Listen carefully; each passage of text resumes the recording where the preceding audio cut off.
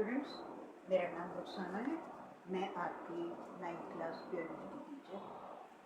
आज हम लोगों ने 6 चैप्टर एंजाइम्स बायोलॉजी का शुरू किया है 9th क्लास का, और हमारा लेसन नंबर आज 4, यानी हम आज के देखेंगे इफेक्ट ऑफ सबस्टेट। इससे पहले हम लोगों ने जितने भी इसके ऊपर एंजाइम्स के ऊपर इफेक्ट करने वाले थे उनमें हम कर चुके हुए हैं। हम लोगों ने पिछला लेक्चर जो किया था वो हमने किया था इफेक्ट ऑफ जो है वो पीएच के बारे में किया था।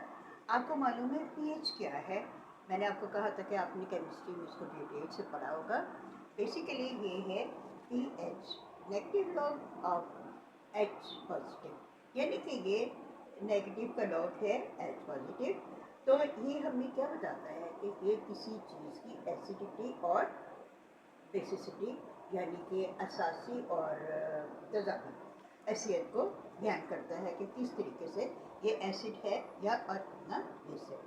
अच्छा, अब आपको मालूम है कि जो ये है पीएच है, इसका जो अमल है काम करने का, उससे एंजाइम के काम करने के ऊपर भी फर्क पड़ता है। तो वो हमने आपको पिछले लेक्चर में ग्राफ भी ड्रा करके बताया था कि जिस वक्त एंजाइम एक्ट करने लगते हैं तो उस वक्त जो आपका पीएच है उसकी भी बढ़ती है वैल्यू, और इसकी भी जो है एंजाइम की भी बढ़ती जाती है। ये ज़ीरो से बढ़ना शुरू हो जाती है एक्स की तरफ, वाई की तरफ, और जो आपका पीएच है वो भी बढ़ना शुरू हो जाता है। और फिर एक पॉइंट आता है जिस पर आकर ये रुकते हैं और पीएच आपका जो है वो क्या हो जाता है मैक्सिमम, और उस पॉइंट को हम ऑप्टिमम कहते हैं। ठीक है, ये हमने आपको बताया था कल और पिछले लेक्चर में। और उसके बाद पीएच जो है वो आगे अगर और बढ़ाते हैं तो एंजाइम्स के काम के ऊपर असर पड़ता है, उसकी शेप चेंज हो जाती है, उसका रिएक्शन चेंज हो जाता है। फिर आखिरकार वो क्या होता है डिक्रीज होना शुरू हो जाता है, कम होना शुरू हो जाता है, और कम हो जाना जो होता है फिर वो मूवमेंट उसकी कौन सी है आपके एक्स की तरफ, नीचे की तरफ आना शुरू हो जाती है। चेंज ऑफ उसके रिएक्शन में तब्दीली आना शुरू हो जाती है। ठीक है, अच्छा, फिर हमने कहा था आपको एक चीज़ याद करने के लिए, जब पीएच ज़्यादा होगा तो वो बेसिक सिटी यानी कि तजाबी हैसियत नहीं बल्कि वो क्या कहलाएगी असासी हैसियत कहलाएगी। यानी अगर पीएच ज़्यादा है तो बेसिक सिटी होगी, और अगर पीएच कम है तो वो एसिडिटी होगी, एसिडिसिटी होगी। और ये जो चीज़ें हैं ये आपके एंजाइम्स के काम करने के ऊपर असर अंदाज। अच्छा, आज हमारा टॉपिक है इफेक्ट ऑफ सबस्टेट। अच्छा, इसका जो सबस्टेट का जो असर अंदाज होता है जब एंजाइम्स के ऊपर, तो उसका क्या फ़र्क पड़ता है आज हम भी देखते हैं।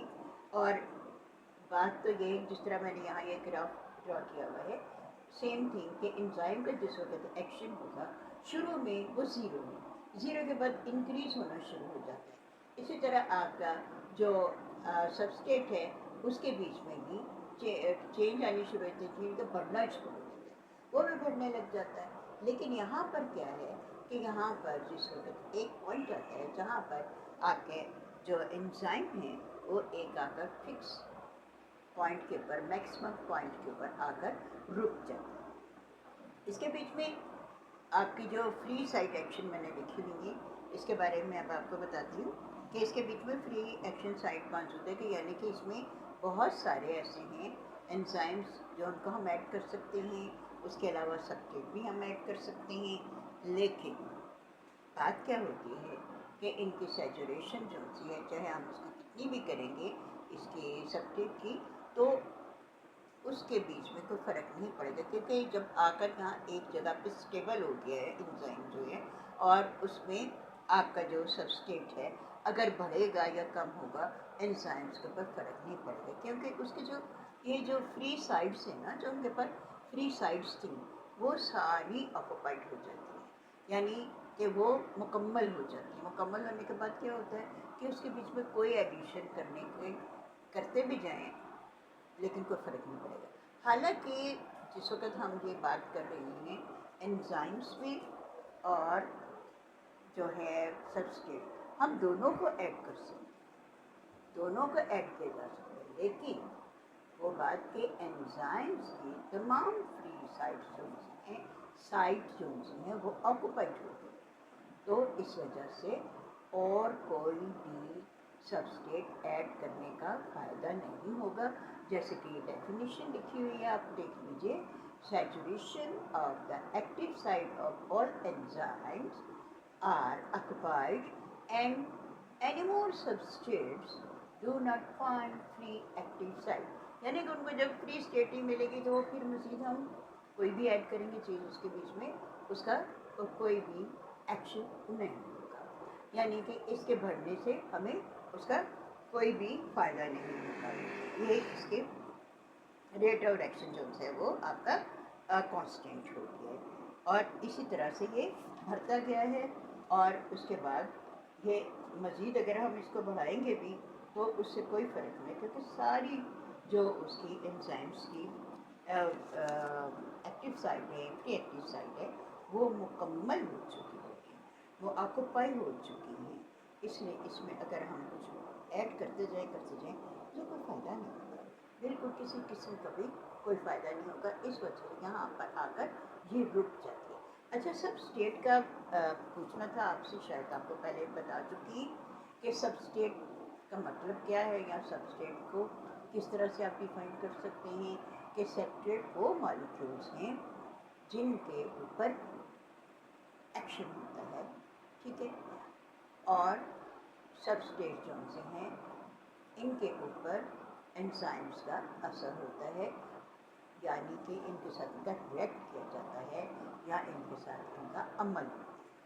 تو سبسٹریٹ مالیکیولس ہیں جو کہ اثر انداز چیزوں کے اوپر کرنے کے کام آتے ہیں. اسی طرح ہم نے ابھی جیسے افیکٹ آف پی ایچ پڑھا ہے، افیکٹ آف سبسٹریٹ پڑھا ہے، اور اس سے پہلے بھی ہم ٹیمپریچر کا بھی پڑھ چکے ہیں. تو اب نیکسٹ چیپٹر میں ہم اس کی جو ہے میکینزم کے بارے میں بھی دیکھیں گے. آج تک کے لیے اتنا ہی. امید ہے آپ کو اس کی بات سمجھ آ گئی ہوگی، اور یہ گراف جو ہے وہ آپ کو سامنے ہے، بلکہ سیم ہی دیکھا جائے تو تقریباً سیم ہی ہے.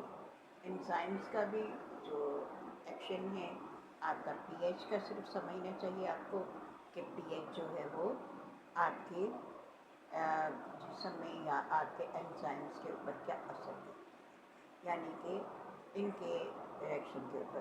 اس کے بعد اس کا بھی